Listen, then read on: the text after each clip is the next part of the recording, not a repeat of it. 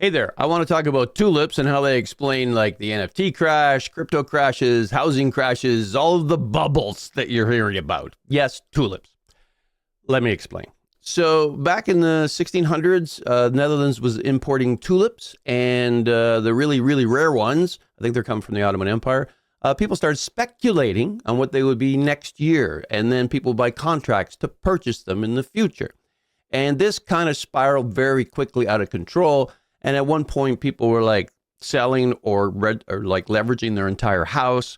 Bulbs were selling for the price of an estate, acres of land. It was just absolutely out of the world. And then one day, somebody woke up and went, hey, man, they're just tulips. And the entire market crashed. People got wiped out. They lost their homes, all of this stuff. And it was the Tulip Mania. You can look it up for this is a good article. Tulip Mania, Lessons from the World's First Economic Crash. Well, basically what happens is when some people start speculating, then everybody starts speculating. By the time your cousin Bob tells you to buy a stock, it's too late. But this repeats again and again and again, right? So this is why we had the stock market crash back in the 30s. Everybody started to try and get in on the act. Everybody was leveraged really hard. Leverage is where you can buy, say, 10 times the amount of stock. They'll let you borrow money. And you can buy more stock and hopefully make more money down the road. And then if somebody calls the margin, then you have to pay all that money back. And you don't have it, boom, you're dead. So stock market, then we had the housing market crashes. Actually, back, I guess about 10 years ago, everybody and their sister was flipping houses. And look at where that got us. With the dot-com bubble. Right now, recently, you're seeing a silver crash and a bit of a gold crash. That's kind of orchestrated, though, and the silver has always been suppressed.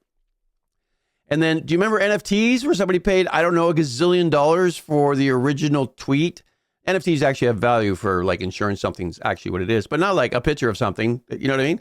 And that went all the way, but everybody got into it, you know what I mean? And you know who gets hurt a lot is like people who don't have money.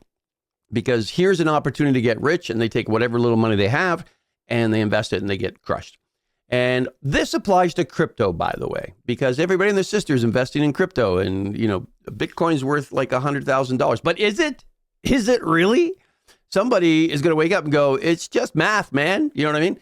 And then we'll see what happens.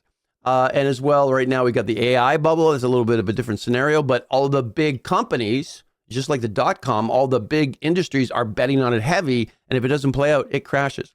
What I'm saying is that a cycle happens again and again. People start speculating and trying to make a lot of money fast. They speculate on the future. Then everybody else gets involved on it. Somebody wakes up and goes, man, they're just tulips or Bitcoin. Insert thing here. And the whole market crashes. And it just repeats again and again and again.